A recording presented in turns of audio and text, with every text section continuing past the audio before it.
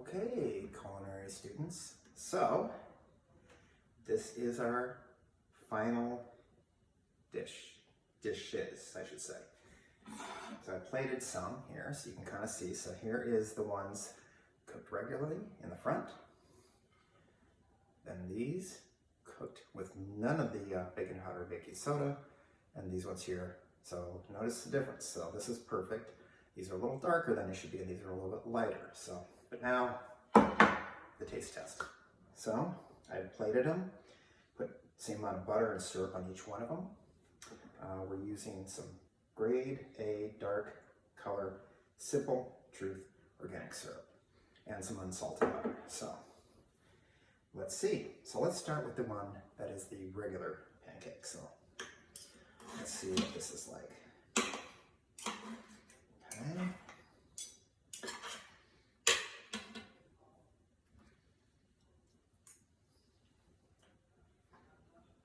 Fluffy.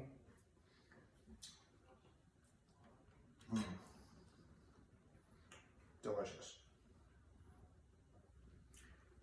So, and you can put jam on it, but whatever you do, make sure you do equal. But my recommendation is try to do it this subtle. Don't put too much on it, because if you do, you won't be able to see the flavor of the pancake itself. So, like I say, a little bit of syrup, a little bit of butter, and that's all I put on these. Okay, so that seems perfect. So let's try the one that didn't have the baking powder and baking soda. Let's see what this one tastes like.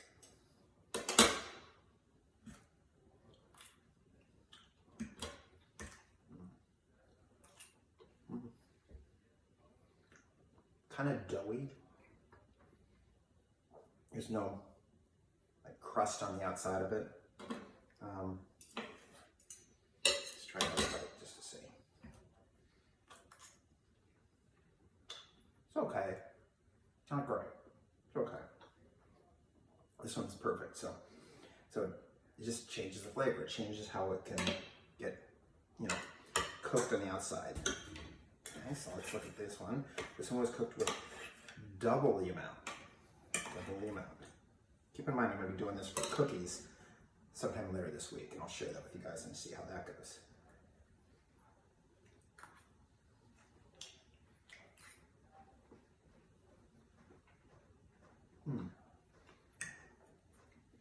Now, honestly, this one tastes pretty good.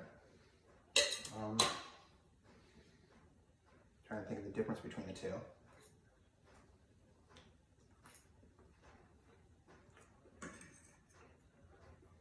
Honestly, it's pretty good.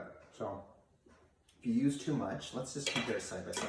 So, just to do a fair assessment here, let's try this one again. Got a crispy exterior, the crunchy, perfectly cooked inside.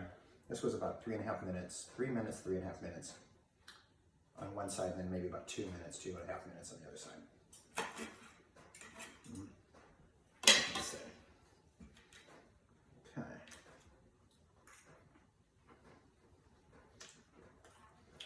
Actually, this one has too much in it. It is a little bit crispier, I will be honest.